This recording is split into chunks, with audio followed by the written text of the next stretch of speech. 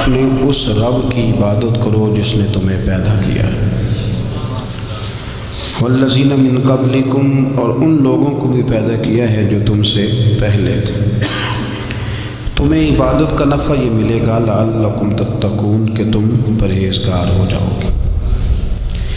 عبادت اس لیے کیا کرو کہ اللہ نے تمہیں پیدا کیا ہے، اور اس لیے کہ تم سے پہلے لوگوں کو بھی اللہ نے پیدا کیا ہے۔ اور پھر ارشاد فرمایا کہ الذی جعل لکم الارض فراشا، وہی رب ہے جس نے تمہارے لیے زمین کو فرش بنایا ہے، والسماء بناء، اور آسمان کو چھت بنایا، وانزل من السماء ماء فاخرج به من الثمرات رزقا لکم، زمین کو فرش بنایا، آسمان کو چھت بنایا، پھر آسمان سے پانی برسایا جس کے ذریعے پھل نکالے، اور وہ بھی کسی اور کے لیے نہیں، رزقا لکم، تمہارے رزق کے لیے، وہ بھی تمہارے رزق کے لیے۔ یہ ساری نعمتیں تمہیں دی ہیں، اب فلا تجعلوا للہ اندادا، اب تم اللہ کے ساتھ کسی کو شریک نہ بناؤ، وانتم تعلمون، اور تم جانتے بھی ہو، تمہیں خبر بھی، تمہیں پتہ ہے کہ عبادت اللہ کی کرنی چاہیے، تمہیں پتہ ہے کہ نماز پڑھنی چاہیے، تم جانتے ہو کہ نوافل ادا کرنے چاہیے، تمہیں پتہ ہے کہ سجدے آنکھیں بند کر کے جھوٹ کی زندگی جی کے، اپنے ساتھ بددیانتی کر کے، دھوکہ دے کے، اپنے آپ کو دائیں بائیں، اپنے آپ کو کہیں مصروف رکھ کے کچھ وقت ضائع تو کر لیتے ہو، پر تمہیں پتہ تو ہے نا کہ عبادت اللہ کی کرنی ہے، تمہیں اس کی خبر ہے۔ فرمایا اس رب کی، دیکھیں نا، انسان پر اگر کوئی شخص نیکی کر دیتا ہے، احسان کر دیتا ہے، تو انسان اس کے سامنے پھر گردن نہیں اٹھا سکتا، یار یہ میرے مشکل وقت کا دوست ہے، اس نے میرے ساتھ نیکی کی ہے، کبھی بھی گردن نہیں اٹھائے گا، جھکا کے رکھے گا۔ تو اگر عام کوئی نیکی کر دے تو اس کے سامنے انسان کبھی گردن نہیں اٹھاتا، تو جو رب ساری نعمتیں عطا فرمائے، جو کہے کہ تیری تخلیق میں نے کی، تجھ سے پہلوں کو بھی پیدا میں نے کیا، تیرے لیے زمین کا بچھونا بھی میں نے بچھایا، آسمان کی چھت بھی میں نے لگائی، تیرے لیے زمین سے ساری اناج کو، پھل کو، کھیتیوں کو نکالا بھی تیرے لیے، اب تو اس طرح کر کہ تو میری عبادت کر، تو میری بارگاہ میں جھک جا۔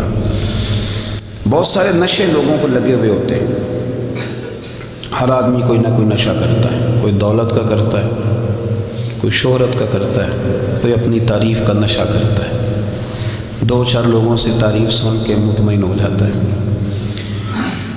ناراض تو نہیں ہو گیا اس جملے سے؟ آپ کرتے ہیں لوگ دولت کا نشہ، یہ جب نقصان ہوتا ہے تو بندے بیمار نہیں ہو جاتے، پیسے ڈوب جاتے ہیں تو لوگ بیمار نہیں ہو جاتے، تو اس کا مطلب یہ ہوتا ہے کہ نشہ ٹوٹ گیا۔ اب بیک ہوئے ہیں نا تھوڑے سے تو کانپتے ہیں، تڑپتے ہیں، پریشان، نشہ ہی اسی طرح ہی کرتا ہے، نہیں ملتا تو پریشان ہوتا ہے۔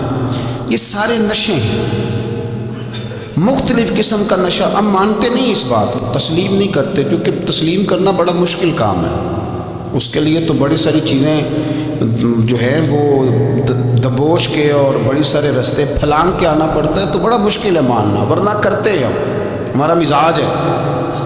یہ گھومنے پھرنے کا، دنیا دیکھنے کا بھی ایک نشہ ہے، یہ بہت ساری باتیں کرنے کا بھی ایک نشہ ہے، گپ شپ کا بھی ایک نشہ ہے۔ دو چار لوگوں کی جب تک پگڑیاں نہ کھول لیں، بعض لوگوں کو نیند نہیں آتی، یہ غیبت کا، چغلی کا، بددیانتی کا، یہ بھی ایک نشہ ہے۔ اس پر ملا رومی رحمۃ اللہ نے بڑا کلام لکھا ہے، وہ کہتے ہیں مانگ کے کھانے کا بھی نشہ ہے، مانگ کے کھانے کا بھی نشہ ہے۔ وہ کہتے ہیں کہ ایک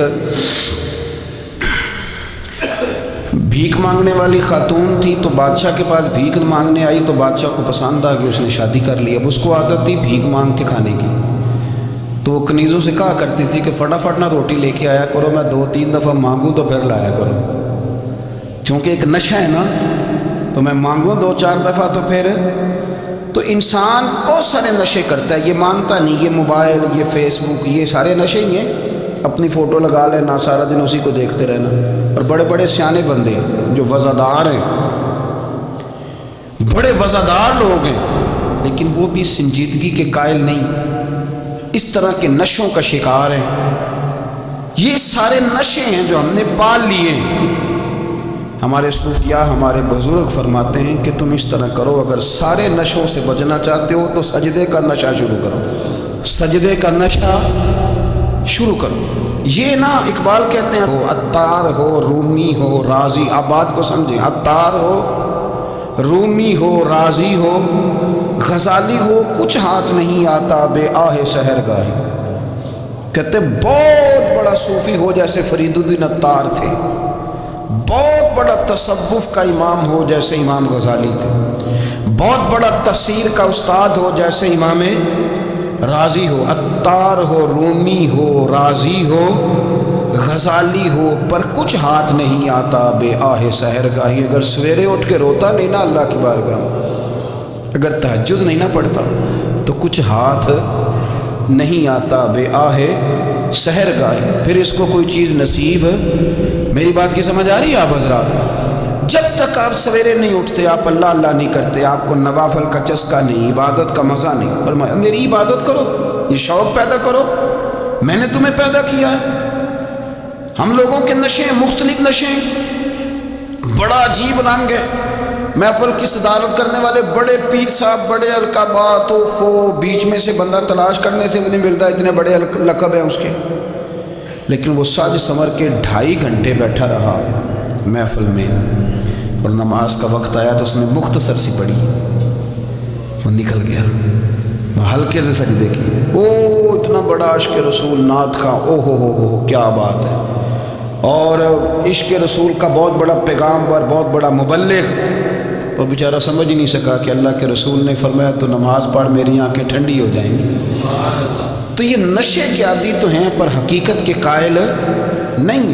یہ بس ٹھیک ہے خوابوں کی دنیا میں لوگ زندہ ہیں، پر جن کو یہ جو نشہ تھا نا عبادت کا، یہ میرے رسول پاک کی چاہت ہے، یہ میرے نبی کریم علیہ السلام کی. آپ دیکھیں نا حضور مہینوں جا کے غار حرا میں بیٹھتے ہیں.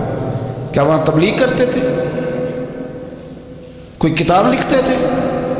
رسول کریم علیہ السلام مہینہ رہتے غار حرا میں.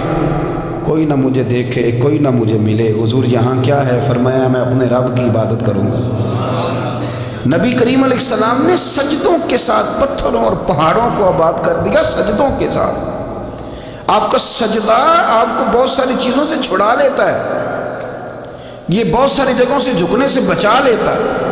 صوفیاء اولیاء یہ کیا کرتے تھے؟ یہ سجدے کا ذوق ہی تو پیدا کرتے تھے. سجدے کا ذوق. شاہ عبد العزیز دباغ رحمۃ اللہ تعالیٰ علیہ اپنے مریدوں سے فرمایا کرتے تھے کہ اگر تم پکے نمازی بن جاؤ نا، تہجد گزار ہو جاؤ، تو میرے پاس آنا جانا چھوڑ دینا. عرض کی حضور کیوں؟ فرمایا میں تمہارے اور رب رسول کے راستے میں رکاوٹ نہیں بننا چاہتا. اب میرا مقصود ہے تمہیں وہاں تک پہنچانا. جب پہنچ گئے تو پھر میری ضرورت ختم ہو گئی. ہاں کبھی وسوسہ آئے، شک پیدا ہو، تکلیف ہو تو آنا، ورنہ میں نہیں چاہتا کہ میں رکاوٹ بنا رہوں. تم اللہ اللہ کرو، اس مالک کو راضی کرو. میرے رسول پاک علیہ وسلم نے فرمایا بندہ اللہ کے سب سے قریب اس وقت ہوتا ہے جب وہ سجدے کی حالت میں ہوتا ہے. کس کے قریب ہوتا ہے؟ اللہ کے سب سے قریب ہوتا ہے. وہ بڑا نیڑے ہے رات کے، بڑا قریب ہے، اس لیے کہ وہ حالت سجدہ میں. وہ جب سجدے کرتا ہے نا اس کی بارگاہ میں جب جھک جاتا ہے. آپ ذرا سجدے کی کیفیت دیکھیں نا، زبان بھی یہاں ہے، آنکھ بھی یہاں ہے، کان بھی، عقل بھی ساری، اس نے سارا کچھ رکھ دیا سجدے میں. آپ وہ کبھی پیچھے جائیں تو دیہاتوں میں کہا جاتا تھا ناک سے نکیریں نکالو. بہت بڑی سزا ہوتی تھی نا، ناک سے نکیریں نکالو، بڑی سزا ہوتی تھی. تو اس نے کہا مالک مجھے کسی نے کہا نہیں، پر دیکھنا میں نے رکھ دی ساری عقل سجدے میں، اور رکھ کے کہا کیا؟ سبحان ربی یا اللہ، اللہ میں پست ہوں تو اعلیٰ ہے، اللہ تو میرا رب ہے اور تو سب سے اعلیٰ. اتنا. اور فرمایا جب یہ اس کیفیت میں ہوتا ہے تو پھر یہ اپنے رب کے قریب ہوتا ہے. کثرت عبادت، نوافل. ہمارے ہاں عمرے کی قرآن اندازی محفلوں پہ ہونے لگ گئی ہے، حالانکہ حدیث سے ثابت نہیں. میں دوستوں سے کہتا ہوں جائز ہے، کرنی چاہیے، عمرے کی قرآن اندازی جائز ہے، پر کسی حدیث میں نہیں آئی کہ قرآن اندازی کرو عمرہ کرو۔ حدیث میں قرآن اندازی یہ آئی ہے کہ نبی پاک علیہ السلام نے فرمایا تمہیں پتہ چل جائے نا پہلی صف کا ثواب کتنا ہے، تم قرآن اندازی کرو۔ عمرے کی قرآن اندازی کا تو پوسٹر چھپتا ہے، تو یہ والی قرآن اندازی کب ہونی ہے؟ ہونی چاہیے کہ نہیں؟ حضور نے فرمایا تمہیں پتہ چلے کہ اس کا ثواب کتنا تو تم قرآن اندازی کرو، تم قرآن ڈالو۔ جب آپ نماز پڑھ رہے ہوتے ہیں، جب آپ کا مصلی آباد ہوتا ہے، صلاح الدین ایوبی ایک بزرگ سے ملاقات ہو گئی، بیت المقدس پر قبضہ تھا عیسائیوں کا، تو صلاح الدین بڑے پریشان تھے۔ بابا جی کہنے لگے پتر کیا ہوا؟ کہنے لگے حضور پتہ چلا ہے دشمن کے 2 بحری بیڑے اسلحہ لے کے آ رہے، مسلمان پہلے ہی کمزور ہیں، اور اب اگر 2 بحری بیڑے اور آ گئے تو حضور مسئلہ بن جائے گا۔ تو میں پریشان ہوں کہ کس طرح یہ کم مسئلے والی ہماری فوج ہے کیسے مقابلہ کرے گی۔ تو بابا جی کہنے لگے پتر اس طرح کرنا، آج رات تو بھی دعا کرنا اور میں بھی کروں گا، تو بھی دعا کرنا، آپ ناراض نہ ہونا، ہم تو پیروں والے ہیں، ہم تو پیروں کے نوکر غلام ہیں، ہمارا تو گزارا ہی نہیں، ہمیں تو ملتا ہے سارا کچھ وہاں سے۔ پھر میرا سوال یہ ہے کہ تعویذ لینے جاتے ہو نفل کیوں نہیں پڑھتے؟ رات اللہ کیوں نہیں کرتے؟ یہ بھی تو ہمارے بزرگوں کا ہی طریقہ ہے، انہوں نے تو ہمیں سکھایا ہے۔ صلاح الدین ایوبی سے بزرگوں نے کہا کہ رات آج نا اللہ کرنا، تو میں تیرے لیے دعا کروں گا، تو بھی دعا کرنا۔ تو بندہ جب دکھی ہوتا ہے تو سجدہ کرتا ہے، تو پھر ہی تو مصلی بھیگ جاتا ہے، پھر ہی تو مزہ آتا ہے۔ سکھی بندہ تو کعبے جا کے نہیں روتا، دکھی تھے، تکلیف تھی، تو سر رکھا سجدے میں تو تڑپ گئے۔ اور وہ بابا جی کہتے ہیں میں مسجد آیا تو صلاح الدین چیخیں مار کے رو رہا تھا اور کہہ رہا تھا مالک میں کوئی اپنی شان کے لیے تو نہیں نہ لڑ رہا، اللہ کو میں کوئی قبضوں کے لیے تو نہیں لڑ رہا، مالک تیرے لیے لڑ رہا ہوں، مجھے بے آبرو نہ کرنا، میری مدد فرمانا۔ کہتے ہیں میں آیا تھا کہ مسجد میں دعا کروں گا، پر صلاح الدین ایوبی کو روتے دیکھا تو میں لوٹ گیا۔ تو سویرے صلاح الدین ملے تو بڑے خوش تھے۔ میں نے کہا پتر کیا ہوا؟ کہنے لگے حضور وہ بحری بیڑے 2 آ رہے تھے نا اسلحہ لے کے، دونوں ڈوب گئے پانی میں ڈوب گئے۔ تو بابا جی کہنے لگے صلاح الدین وہ پانی میں نہیں ڈوبے، وہ تیرے آنسوؤں میں ڈوب گئے، وہ غرق ہو گئے، وہ جو تو نے مصلی آباد کیا تو وہ تیرے آنسوؤں میں ڈوب گئے، وہ غرق ہو گئے، وہ تباہ اتنے قیمتی تھے، تیرے آنسو کے بہا لے گئے دشمن کے بحری بیڑوں کو۔ میرے بھائی ٹھیک ہو گیا جی، میرے عزیز سمجھ لیں اس بات کو ہمیشہ کے لیے، اور اس پر غور کرنے اچھے طریقے سے کہ میرے رسول کریم سید عالم صلی اللہ علیہ وسلم نے نا ہماری توجہ دلائی، حضور نے ہمیں بتلایا، ہمارا ذوق بڑھایا عبادت کی طرف۔ ایک صحابی تھے حضرت ابو فاطمہ رضی اللہ تعالیٰ عنہ، یہ ترمذی شریف کی حدیث ہے۔ نبی پاک علیہ السلام نے فرمایا ابو فاطمہ قیامت کے دن مجھ سے جلدی ملنا چاہتے ہو کہ دیر کے ساتھ؟ تو کہنے لگے حضور کون ہوگا جو دیر سے ملنا چاہے گا، ہم نے تو جان دے دی وعدہ دیدار پر۔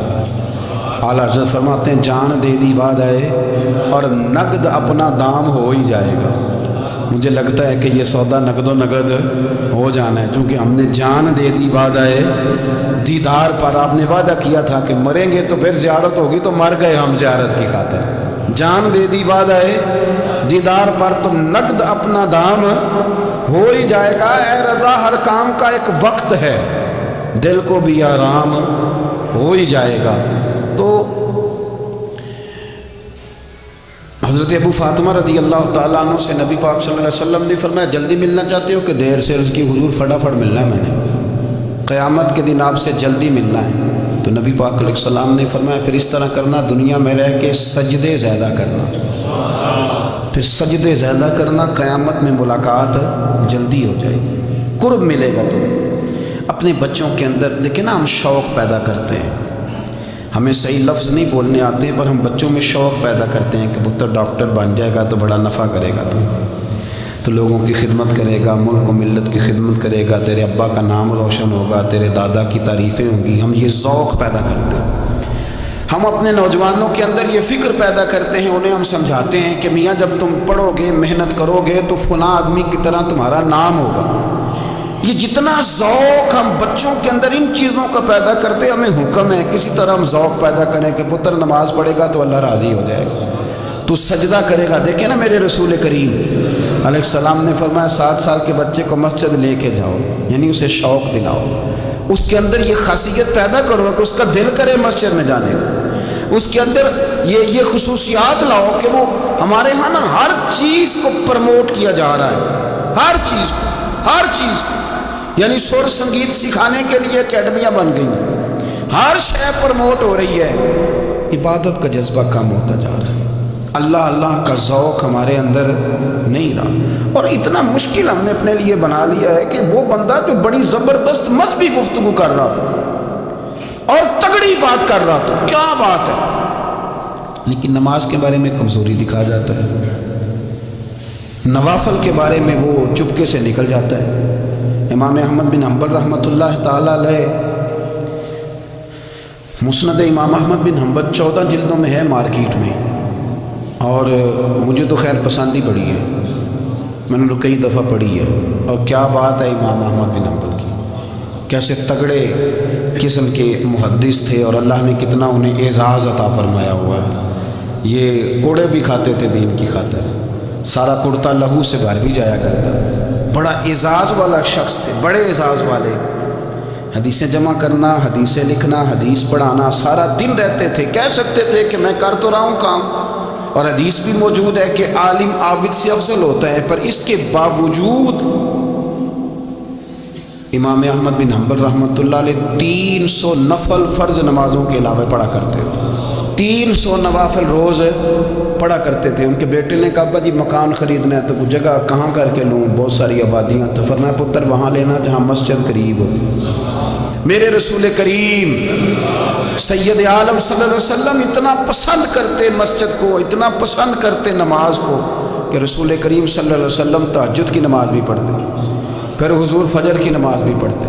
نبی پاک وتر کو الگ کر کے پڑھتے، عشاء کے ساتھ نہیں پڑھتے. یہ تو ہم اس لیے اجازت دی ہمارے بزرگوں نے کہ بعد میں اٹھے گا کون علیحدہ وتر پڑھنے کے. عشاء کے ساتھ پڑھ وتر پڑھتے، تہجد پڑھتے، فجر پڑھتے، اشراق پڑھتے، چاش پڑھتے، پھر مغرب کی نماز کے بعد 6 رکعت اوابین پڑھتے، پھر رات کو صلاۃ اللیل پڑھتے. سیدہ عائشہ صدیقہ کہتی ہیں زمانہ سو جاتا اور میرے رسول مصلی بچھا کے کھڑے ہو جاتے.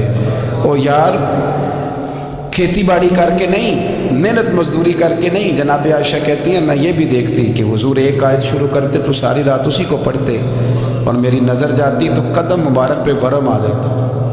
یار نماز پڑھ کے اتنی مشقت کر کے، اتنی جد و جہد کر کے ورم آ گیا. یا رسول اللہ اتنی محنت کیوں کرتے ہو؟ فرمایا افلا اکون عبدا شکورا، کیا میں اپنے رب کا شکر گزار بندہ نہ بنوں؟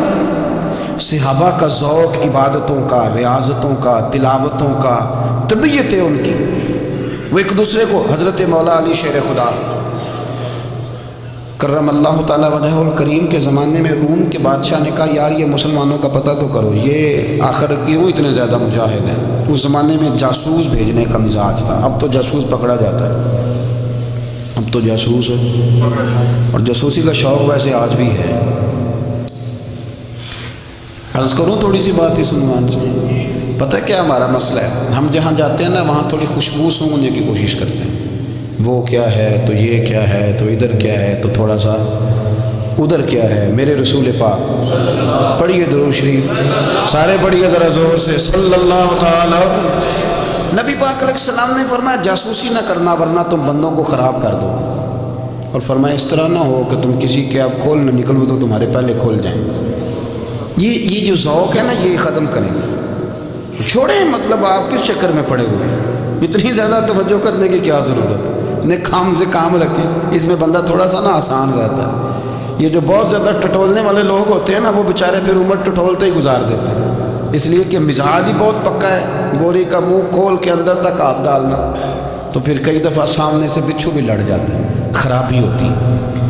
تو جاسوسی کی جاتی تھی. اس نے بھی جاسوس بھیجے کیونکہ قبیلوں کے لوگ تھے، کچھ مسلم کچھ کافر، پہچانے نہیں جاتے تھے لوگ. تو کچھ لوگ اس نے بھیجے، انہوں نے آ کے نا تحقیق کی، ریسرچ کری کہ آخر ماجرا کیا ہے. تو واپس جا کے انہوں نے رپورٹ دی نا روم کے بادشاہ کو. اس رپورٹ کا ایک جملہ بڑا شاندار ہے. وہ کہنے لگا بادشاہ ہمیں مسلمانوں کی کوئی سمجھ نہیں آئی، ہمیں کوئی سمجھ نہیں آئی۔ انہوں نے کبھی کیوں نہیں سمجھ آئی؟ کہنے لگے یار عجیب بندے ہیں، جب رات مصلی پہ بیٹھتے ہیں تو یوں لگتا ہے ان کا دنیا سے رشتہ ہی کوئی نہیں، کوئی کسی کو نہیں جانتا، کوئی اپنے دکھ سنا کے رو رہا ہے، کوئی اپنی بات کر کے رو رہا ہے، لگتا ہے کہ ان کا کوئی رشتہ ہے ہی نہیں جب مصلی پہ بیٹھتے ہیں۔ اور فرمایا جب سویرے یہ جہاد کرنے نکلتے ہیں تو لگتا ہے ان سے زیادہ دلیر ہی کوئی نہیں۔ حالانکہ جو مصلوں پہ رونے دھونے کے لوگ ہوتے ہیں وہ کئی دفعہ جہاد میں کام نہیں کرتے، لیکن عجیب لوگ ہیں کہ رات کے راہب ہیں، دن کے مجاہد ہیں، کوئی سمجھ نہیں آتا۔ میرے عزیز، ان لوگوں نے مصلی آباد کر کے رکھا، تلاوتیں ان کا ذوق رہی، منظر روز پڑھنا، اسباق پڑھنا، وظائف پڑھنا، یہ ان کا ذوق رہا۔ اعلیٰ حضرت بریلوی رحمۃ اللہ نے 1000 کتاب لکھی ہے، لیکن الوظیفۃ الکریمہ کے نام سے جو وہ صبح و شام وظائف پڑھتے تھے وہ الگ انہوں نے ان کو بیان کی، پابندی کے ساتھ اپنی اللہ اللہ کر دی۔ شیخ شہاب الدین سہروردی رحمۃ اللہ علیہ، اس پر ایک بندے نے اعتراض کیا، اس نے کہا جی آپ کس قسم کے صوفی ہیں، مرید بیٹھے ہیں اور آپ وہاں نفل پڑھ رہے ہیں؟ یہ بھی بڑا مسئلہ ہوتا ہے نا، جو بندہ ملنے آتا ہے وہ اپنے ٹائم کے حساب سے آتا ہے، اور پھر اس کا یہ بھی خیال ہوتا ہے کہ پیر صاحب جو ہیں وہ چونکہ درویش ہیں تو نہ انہیں روٹی کھانی چاہیے نہ سونا چاہیے، چونکہ وہ درویش ہیں، اور ہم چونکہ درویشوں کے ماننے والے ہیں لہذا ہمارا یہ طریقہ ہونا چاہیے کہ جیسے ہم کہیں درویش ویسے ہی کر جائے۔ حالانکہ جس کو ہم درویش کہیں گے آپ اس کی مانیں گے، آپ منوائیں گے نہیں، تمہارا مزاج ہوتا ہے۔ شیخ شہاب الدین پر لوگوں نے اعتراض کی، حضور لوگ ملنے آئے ہیں، زیارت کرنے آئے ہیں، یہ بندے دعا کرانے آئے ہیں، اللہ اللہ کرانے آئے اور آپ نفل پڑھ رہے ہیں، کیا جملہ ہے، کیا حسن ہے، کیا خوبصورتی ہے۔ فرمانے لگے رب رسول سے مانگنے کے لیے مصلی بچھایا ہے، اگر وہاں سے مانگوں گا نہیں تو تمہیں دوں گا کیا؟ پہلے مجھے کچھ لے تو لینے دو، اگر میرے پلے کچھ ہے ہوگی تو آگے دوں گا نا، تو میں مانگنے گیا تھا کہ یا اللہ دے تیرے بندے لینے آئے، دے تو میں کچھ لوں گا تو آگے دوں گا نا، لیکن ہمارا یہ سٹیٹس، یہ مزاج، یہ شعور نہیں ہے۔ گپیں، کہانیاں، داستانیں، گفتگو، خطابت، واز، کیا بات، لیکن اگر کچھ کرنے کا کام ہو تو وہ نہیں ہم سے ہوتا۔ میرے نبی کریم علیہ الصلوۃ والسلام نے مصلی سے دل لگانے کا درس دیا، حضور نے توجہ دلائی، صحابہ اس ذوق کے حامل لوگ تھے، وہ کوشش کرتے تھے۔ جناب صدیق اکبر رضی اللہ تعالیٰ عنہ کا عبادت کا مزاج ہمیشہ قائم رہا۔ حضرت عمر فاروق ساری رات اللہ کے حضور کھڑے رہے۔ حضرت عثمان غنی رضی اللہ تعالیٰ عنہ عشاء کی نماز پڑھ کے 2 رکعتوں کی نیت باندھتے تھے، 15 سپارے پہلی رکعت میں پڑھ دیتے تھے اور 15 سپارے قرآن مجید کے دوسری رکعت میں پڑھ دیتے۔ آپ نے نا حضرت عمر فاروق کے وصال کے بعد ان کی ایک بیوہ سے نکاح کیا، حضرت عثمان غنی نے نکاح کیا۔ وہ خاتون آپ کے نکاح میں آئیں تو عرض کرنے لگی امیر المومنین میرے لیے اعزاز تو بہت ہے کہ میں امیر المومنین کی بیوہ تھی تو امیر المومنین کی منکوحہ ہو گئی ہوں، لیکن حضور نہ تو میں جوان ہوں کہ میرے اندر رغبت ہوتی اور نہ میں اب اس قابل ہوں کہ کوئی خدمت کر سکوں، میرے ساتھ نکاح کی وجہ کیا بنی؟ تو عثمان غنی رو پڑے، فرمانے لگے میں نے عمر فاروق کو مسجد میں اپنے رب سے ڈرتے ہوئے دیکھا ہے، میں نے اسے روتے ہوئے دیکھا ہے، عدل کرتے دیکھا ہے، انصاف کرتے دیکھا ہے، امت کی خیر خواہی کرتے دیکھا ہے۔ تمہارے ساتھ نکاح اس لیے کیا ہے کہ تم مجھے یہ بتاؤ کہ عمر فاروق گھر کے اندر اپنے رب کو کیسے راضی کرتے تھے، گھر کے اندر کیسے راضی کرتے تھے، وہ طریقے بتلاؤ، تم بتاتی جانا اور میں بھی اسی طرح گھر میں عبادت کروں۔ میرے رسول کریم علیہ الصلوۃ والسلام نے ارشاد فرمایا، حضور فرمانے لگے جس گھر میں اللہ کا ذکر ہوتا ہے وہ گھر زندوں کا ہے، اور جس گھر میں رب کریم کا ذکر نہیں ہوتا وہ گھر زندوں کا نہیں ہے۔ گھر نا ہم نا کتابوں میں پڑھتے ہیں کہ ایک بزرگ کہتے ہیں، حضرت فضیل بن ایاز کہتے ہیں کہ میں ایک گلی سے گزر رہا تھا تو گھر کے اندر کسی قاری صاحب نے قرآن کی آیت پڑھ دی، ولی من خاف مقام ربہ جنتان، میں تو میرے کانوں سے ٹکرائی تو اللہ نے میری کایا ہی پلٹ دی، میں توبہ کر گیا۔ اب گھر کے اندر سے آواز آئے تو صحیح نہ تلاوت کی، پر اندر سے آواز آتی نہیں ہے، ڈیک بجنے کی آواز آتی ہے یا ٹی وی چلنے کی آواز آتی ہے یا دھوم مچانے کی آواز آتی ہے۔ عبادت کا وہ جو خاص شوق تھا، وہ جو حسن تھا، وہ جو توانائی تھی، وہ جو بات تھی۔ ایک جگہ پہ ہم بیٹھے تھے تو وہاں ایک صاحب آئے اور انہوں نے آتے ہی کہا کہ مہربانی کریں ذرا مجھے مصلی دے دیں، میرے نہ کچھ نفل رہ گئے، تو میں نے وضو کر لیا تو کوئی مصلی مل جائے۔ مصلی انہیں دے دیا گیا، وہ مصلی لے کے چلے گئے، تو پیچھے ایک صاحب نے تبصرہ کیا، کہنے نے کتنا ریاکار بندہ ہے، لوگوں کو دکھا رہا ہے کہ میں نفل پڑھتا ہوں، ہے کو بات کرنے والی۔ میں نے اسے کہا، میں نے کہا تو مہربانی کرنا، اس طرح کی ریاکاری تو بھی کر، پکڑ مصلی اور جا تو بھی تھوڑی ریاکاری کر کے آ، اٹھ ذرا، شکر کر کو یہ ریاکار بھی ملا ہے، کوئی نفل پڑھ کے ریاکاری کر رہا ہے۔ اللہ کا میں کہتا ہوں کو پڑھے تو صحیح نہیں یار، یہ کوئی دور ہے نفل پڑھنے کا؟ اس میں تو لوگوں کا مزاج ہی نہیں، طبیعت ہی نہیں۔ میں نے کہا چل مہربانی کر، یہ لے مصلی اور تو بھی جا تھوڑی سی، یا کر یا ریاکاری کرو تو صحیح نا، مزاج ہی نہیں، ذوق۔ جمعے کی نماز پڑھ کے یوں دنیا بھاگتی ہے، او ہو پتہ نہیں کون سی پیچھے آگ تھی جو بجھائی جائے گی، اور آج تک لوگ مسئلہ پوچھ رہے ہیں کہ جمعے کی بعد والی سنتیں کتنی ہوتی ہیں۔ میں نے کہا کتنے سال ہو گئے جمعہ پڑھتے، کتنے سال ہو گئے، ابھی تک سنتوں کا نہیں پتہ، ابھی تک نہیں علم کے پہلے کتنی رکھتے ہیں اور بعد میں کتنی رکھتے ہیں۔ فجر کی سنتیں کب پڑھنی چاہیے؟ سنو فجر کی سنتوں کے بارے میں۔ میرے رسول کریم سید عالم صلی اللہ تعالیٰ علیہ وسلم سے ایک صحابی نے پوچھا تھا، حضور میری فجر کی سنتیں رہ گئیں یا رہ جاتی ہیں تو حکم کیا ہے؟ کیا انداز ہے حضور کا؟ بخاری مسلم کے لفظ سنو، حضور سید عالم صلی اللہ علیہ وسلم فرمانے لگے، اس نے کیا پوچھا تھا؟ حضور جواب کیا دیتے؟ فرمایا فجر کی سنتیں کبھی نہ چھوڑنا، فجر کی پہلی 2 سنتیں کبھی نہ چھوڑنا۔ یا رسول اللہ صلی اللہ تعالیٰ علیہ وسلم میری رہ گئی ہیں، رہ جاتی ہیں۔ فرمایا فجر کی 2 سنتیں نہ چھوڑنا، فرمایا فجر کی پہلی 2 سنتیں مجھے دنیا اور دنیا کے اندر جو کچھ ہے وہ سب سے زیادہ پیاری ہے۔ فجر کی 2 سنتیں دنیا اور دنیا میں جو کچھ ہے مجھے وہ سب سے زیادہ پیاری ہے، اس لیے فجر کی سنتیں نہ چھوڑ۔ اپنا ذوق، اپنی طبیعت، ہم نے نا ذوق غلط بنا لیا۔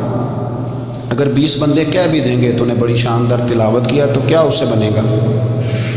100 بندہ کہہ بھی دے تیری کیا بات ہے، کیا بات ہے نعت خاں کی، کیا بات ہے علامہ صاحب کی، پیر صاحب کی، پیر مہر علی شاہ صاحب رحمۃ اللہ علیہ۔ آپ تشریف فرما تھے تو آپ کے ایک ہی بیٹے بابو جی جن کو کہا جاتا ہے، جس دن صاحبزادے پیدا ہوئے تو خادم نہ وہاں سے نکلا۔